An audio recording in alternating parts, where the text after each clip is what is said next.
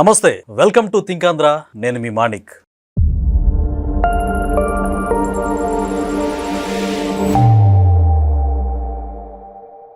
PSR Anjaneyulu senior IPS అధికారి, ప్రస్తుతం ఆయన విజయవాడ జిల్లా జైల్లో ఉన్నారు. అయితే రీసెంట్ గా ఆయన చేసినటువంటి దురాతకాలు 1 by 1 ముందుకు వస్తా ఉన్నాయి. దానికి సంబంధించి పూర్తి కంప్లీట్ డీటెయిల్స్ మనం చర్చించే ప్రయత్నం చేద్దాం. ఫస్ట్ నుంచి ఆయన సర్వీస్ లో జరిగినటువంటి విషయాలను మనతో స్పృశించడానికి గరికపాటి రాజేష్ గారు ఉన్నారు. వారిని అడిగి మనం పూర్తి విషయాలు చర్చించే ప్రయత్నం చేద్దాం. రాజేష్ గారు నమస్కారం. నమస్తే. రాజేష్ గారు, పిఎస్ఆర్ ఆంజనేయులు గారు, ఆయన బహుశా 1992 ఐపీఎస్ అధికారి బ్యాచ్. అయితే ఆయన ఉమ్మడి గుంటూరు జిల్లా ఎస్పీగా చేశారు. ఇప్పుడు కూడా చాలా వివాదాస్పదమయ్యారు. అయితే పూర్తిగా అసలు ఆయన రీసెంట్ గా అరెస్ట్ అయ్యారు. ఐపీఎస్ అధికారులు కూడా అరెస్ట్ అవుతా ఉన్నారు. అసలు వైసీపీ గవర్నమెంట్ లో ఏం జరిగింది, ఆ గవర్నమెంట్ కి ఎలాంటి సహాయ సహకారాలు అందించారు, పూర్తిగా ఆయన గురించి మీ అభిప్రాయం ఏంటో చెప్పండి. యాక్చువల్గా మొన్న ఎన్నికల్లో కూటమి గెలిచింది కదండి. జూన్ 4 ఫలితాలు వచ్చినాయి. జూన్ 4 సాయంత్రం జగన్మోహన్ రెడ్డి కొంతమందికి ఫోన్ చేయించారు. అంటే ఆయన డైరెక్ట్ గా ఫోన్ చేయరు, వేరే వాళ్ళ చేత చేయిస్తారు. అంటే ఎవరైతే కేసులు ఇరుక్కుంటారో, ఎవరి మీద అయితే కొంచెం కేసులు పెడతానికి అవకాశం ఉంటుంది, ఇలాంటి వాళ్ళందరినీ నోటిఫై చేసి ఆ రోజు సాయంత్రానికే ఫోన్ చేయించేశారు. వాళ్ళకి ఒకటే చెప్పారు, ఒకవేళ అక్కడ దాకా కేసుల దాకా వస్తే గనక మీరు కరెక్ట్గా 3 మాటలు చెప్పండి. తెలియదు, గుర్తులేదు, నాకు సంబంధం లేదు, ఈ 3 మాటలే చెప్పండి. మిగతాదంతా కూడా మన వాళ్ళు చూసుకుంటారు. రాజేష్ గారు, గతంలో కూడా వైసీపీలో ఇలాంటి అంటే ఎలిగేషన్ మీద అరెస్ట్ అయిన వ్యక్తులు అందరూ కూడా ఇదే పాయింట్ నొక్కి ఒక్కాడిస్తా ఉన్నారు. తెలియదు, గుర్తులేదు, మర్చిపోయా, ఇదే సమాధానం వస్తుంది. అంటే ఏంటి ఈ సమాధానం వెనక ఇంటర్నల్ గా అసలు ఏం జరిగి ఉండొచ్చు అంటారు? ఇదంతా ప్రీ ప్లాన్ గా చేస్తున్నారండి. ఎందుకంటే న్యాయమూర్తి దగ్గరికి వెళ్ళినప్పుడు ఎవరైనా సరే మౌనంగా ఉండే హక్కు ఉంటుంది, మాట్లాడకుండా ఉండొచ్చు. ప్రస్తుతానికి కేసు నుంచి టెంపరీగా బయటపడటానికి అదొక అవకాశంగా తీసుకొని మౌనంగా ఉన్న సందర్భాలు కూడా చాలా ఉన్నాయి. వీళ్ళందరూ రాజకేశ్ రెడ్డి, లేకపోతే సునీల్, లేకపోతే విశాల్ గున్ని, కాంతిరాణనాథ, ఇట్లాంటి వాళ్ళంతా కూడా వీళ్ళందరికీ ఇటువంటి సలహాలు ఇచ్చింది కూడా సీతారామాంజనేయులే. ఇట్లా చేయాలని చెప్పేసి జగన్మోహన్ రెడ్డికి ఒక లీగల్కి సంబంధించిన టీం ఉంటుందండి. వాళ్ళు ఎట్లా ఏం చేయాలి అనేది ఎప్పటికప్పుడు సలహాలు ఇస్తూ ఉంటారు. ఆ ప్రకారం నేను చెప్పాను కదా, 4వ తారీఖు సాయంత్రం వీళ్ళందరికీ ఫోన్లు వెళ్ళినాయి అని చెప్పేసి. తెలియదు, గుర్తులేదు, నాకు సంబంధం లేదు, ఆ 3 చెప్పాలి. తర్వాత వాళ్ళ తరపున అవసరమైతే లాయర్లన్నీ కూడా వీళ్ళు ఏర్పాటు చేస్తారు. దానికి సంబంధించి అవసరమైన ఒకవేళ ప్రభుత్వం ఏదైనా సస్పెండ్ చేసినా ఇవన్నీ కూడా ఆర్థిక సహాయ సహకారాలు కూడా మొత్తం అంతా జగనే అందజేస్తారు. దాంతో ఆ ధీమాతోనే వీళ్ళంతా కూడా ఇప్పుడు ఇట్లా వ్యవహరిస్తున్నారు. సీతారామాంజనేయులు 92 బ్యాచ్ ఐపీఎస్ అధికారి. ఇప్పుడు ఉమ్మడి రాష్ట్రానికి చంద్రబాబు ముఖ్యమంత్రిగా ఉన్న సమయంలో ఈ లా అండ్ ఆర్డర్ బాగా చక్కగా ఉండాలి, పెట్టుబడులు రావాలి రాష్ట్రానికి అనే ఉద్దేశంతో కొంతమంది అధికారులని జిల్లా ఎస్పీలుగా పెట్టేసి లా అండ్ ఆర్డర్స్ని కంట్రోల్లో ఉండాలి, రౌడీ షీటర్స్ కానీ ఎవరు కూడా కనబడటానికి వీల్లేదని చెప్పాడు. అయితే దీన్ని అవకాశంగా తీసుకొని సీతారామాంజనేయులు కొంచెం అంటే అతని మైండ్ సెట్ కొంత విభిన్నంగా ఉంటుంది. కర్నూలు, నంద్యాల దగ్గర 13 మందిని ఎన్కౌంటర్ చేశారండి. వాళ్ళేమి రౌడీ షీటర్లు కాదు, లేకపోతే మావోయిస్టులు కాదు, ఉగ్రవాదులు కూడా కాదు, జస్ట్ అండర్ ట్రయల్స్ ఖైదీలు మాత్రమే వాళ్ళు. ఆ తర్వాత మళ్ళీ ఉమ్మడి గుంటూరు జిల్లాకి ఎస్పీగా చేశాడు. ఎస్పీగా చేసినప్పుడు సత్తెనపల్లి నుంచి గుంటూరుకి ఖైదీలని తీసుకొస్తున్నారండి. అంటే అక్కడ కోర్టులో హాజరుపరచాలి. సత్తెనపల్లికి గుంటూరుకి మధ్యలో పేరేచర్ల జంక్షన్ అనమాట. అక్కడ 4గురిని కాల్ చేశారండి. ఎన్కౌంటర్ జరిగింది అక్కడ కూడా. మొత్తం 19 మంది అయ్యారండి.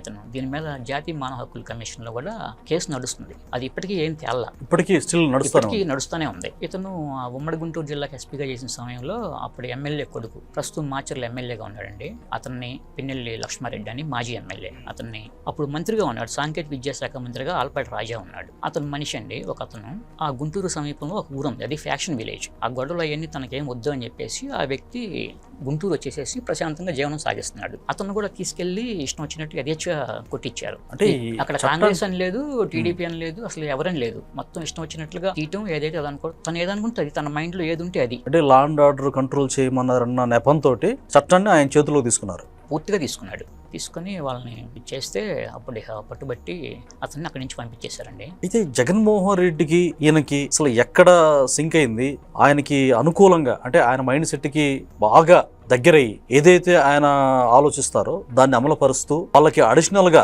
ఈయనకున్నటువంటి తెలివితేటల్ని అప్లై చేస్తూ చాలా విషయాల్లో సలహాలు ఇచ్చాయంటారు. నిజమేనంటారా? నిజమే. జగన్మోహన్ రెడ్డి మనస్తత్వం ఏంటంటే యూజ్ అండ్ త్రో, వాడుకొని వదిలేయటం. వాళ్ళు ఎవరైనా కావచ్చు. ఒక 2 మాటలు చెప్పాలండి జగన్మోహన్ రెడ్డి గురించి.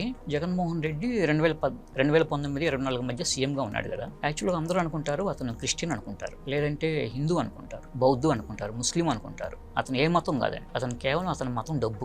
ఐ అగ్రీ విత్ యు అండి. అతను డబ్బు మతానికి సంబంధించిన వ్యక్తి. అతనికి కులం కూడా ఏం లేదు. అతని కులం ఏంటంటే వాడుకొని వదిలేయటం. ఆ కులం పేరు చాలా తక్కువ మంది ఉంటారు ఆ కులంలో. మరి చాలా మంది మా కమ్యూనిటీని ఇంటర్నల్ గా అభిమానం పెంచుకొని జబ్బులు తెచ్చుకుంటారు. అదంతా పైకి కనపడే ఓదార్పు యాత్రలు మీరు చూశారుగా ఏ విధంగా జీవించాడు, సేమ్ అట్లాంటిదే. అంటే అది అందరూ చెప్పే అభిప్రాయమే కానీ ఇది నా వ్యక్తిగత అభిప్రాయం కాదండి. ఈ ఓదార్పు యాత్రలో జగన్మోహన్ రెడ్డి అనేది చక్కగా నటించాడని చెప్పేసి చాలా మంది అన్నారు. అది నిజంగా తను వాళ్ళ మీద ప్రేమ ఆప్యాయత చూపించలేదని చెప్పేసి కూడా అభిప్రాయాలు వ్యక్తం చేశారు. అంటే మీరు ఆయన కులం లేదంటున్నారు. ఆయన పరిపాలనా కాలంలో చాలా మంది ఆ నామినేటెడ్ పదవులు కానీ గొప్ప గొప్ప పొజిషన్లలో కీలక పదవుల్లో సలహాదారుల విషయంలో తన సామాజిక వర్గానికే పెద్దపీట వేసిన విషయం రాష్ట్ర ప్రజలందరికీ విదితమే. దీన్ని బట్టే బహుశా వేరే పార్టీలో ఉన్న వ్యక్తులు కూడా తమ సామాజిక వర్గం వాళ్ళు ఈయన్ని అభిమానిస్తూ ఉంటారు, ఇంటర్నల్ గా ఎంతో ఆయన్ని ప్రేమిస్తూ ఉంటారు. అంటే నేను చెప్పాను కదా ఇతను కులము వాడుకొని వదిలేసే రకమని. ఇప్పుడు వాళ్ళు కూడా అట్లనే యూజ్ అండ్ త్రో వాడుకొని వదిలేసేసాడు అంతే. ఇప్పుడు మీరు చూడండి లిక్కర్ స్కామ్ లో ఇప్పుడు ఎవరు జగన్ పేరు ఏం చెప్పలేదు కదా.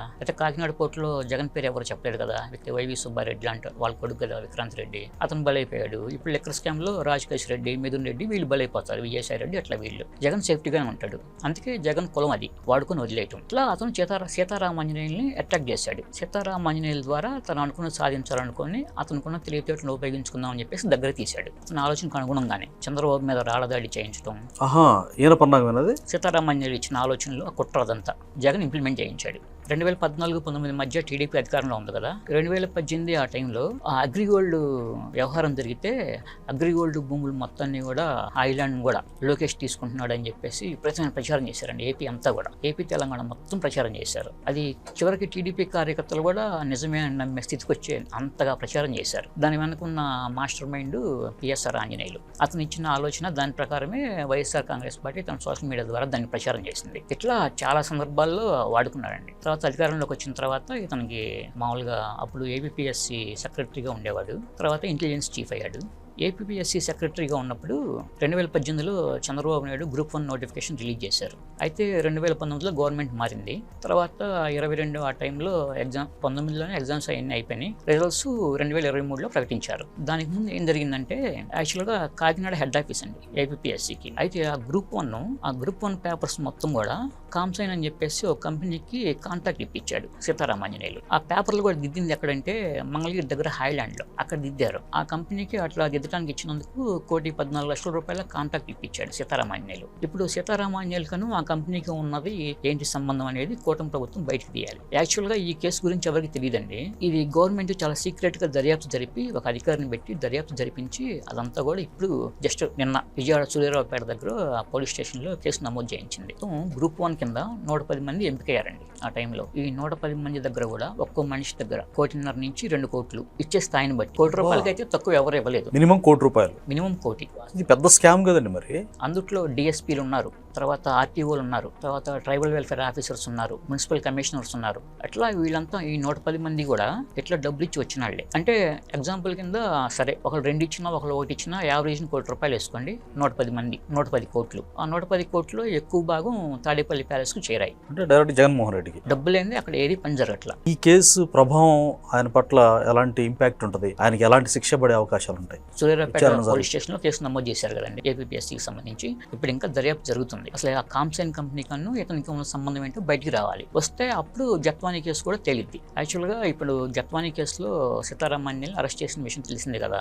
ఇప్పుడు వచ్చేటప్పుడు అతను అది కూడా తెచ్చుకున్నాడు. ఇది పర్మిషన్ కావాలి నాకు, నేను పొద్దున్నే సంధ్యావందనం చేసుకుంటాను అలవాటు అని చెప్పేసి. అంటే ఏంటి సంధ్యావందనం నిజంగా భక్తి భావజాలమా లేకపోతే ఇంకేదైనా ఉందంటారా? నిజంగా పొద్దున్నే లేచి సంధ్యావందనం చేసుకొని సూర్య నమస్కారం చేసుకొని దేవుడికి నైవేద్యం పెట్టి తన పనులు తాను చూసుకునే వ్యక్తి జైలు దాకా రాడండి. అతని ఆలోచనలు వేరుగా ఉంటాయి. గతంలో ఎప్పుడూ పీఠాధిపతులు లేకపోతే మఠాధిపతులు ఆశ్రమానికి చెందిన అధిపతులు ప్రజలకు మంచి చేయాలని చెప్పేసి ఊరూరా తిరుగుతూ ఉండేవాళ్ళు కాలినడకన, వాహనాలు ఏం వాడకుండా. వాళ్ళతో పాటు ఏంటంటే వాళ్ళు వెళ్తా ఒక చిన్న బాక్స్ లో లేకపోతే ఎంతో చిన్న పెట్టిగానే ఉంటాయండి. వాళ్ళు పూజించే దేవుడిని అందుట్లో పెట్టుకొని తీసుకెళ్తారు శిష్యులతో పాటు. కరెక్ట్ గా తెల్లవారుజామున ఆ టైం అయినప్పుడు సంధ్యావందనం చేసుకొని దేవుడికి నైవేద్యం పెట్టుకొని వీళ్ళు కూడా తిని అప్పుడు మళ్ళీ వాళ్ళ కార్యక్రమం స్టార్ట్ చేస్తారు. సరే వచ్చేటప్పుడు అడిగాడు నేను తెచ్చుకుంటానా అంటే జైలు ఆఫీసర్స్ 5 ఆఫీసర్స్కి అడిగితే వాళ్ళు డీజీపీ స్థాయిలో అడిగితే సరే వాళ్ళు పర్మిషన్ ఇచ్చారు. యాక్చువల్గా ఇది ఏంటంటే ప్రజల్ని తప్పుదో పట్టించడానికి, అంటే నేను నిజంగా భక్తుడిని, ఇట్లా భక్తి మార్గంలో ఉన్నాడు, ఇటువంటి తప్పులు చేయడు కదా, కావాలని నన్ను కేసులు ఇరికించారు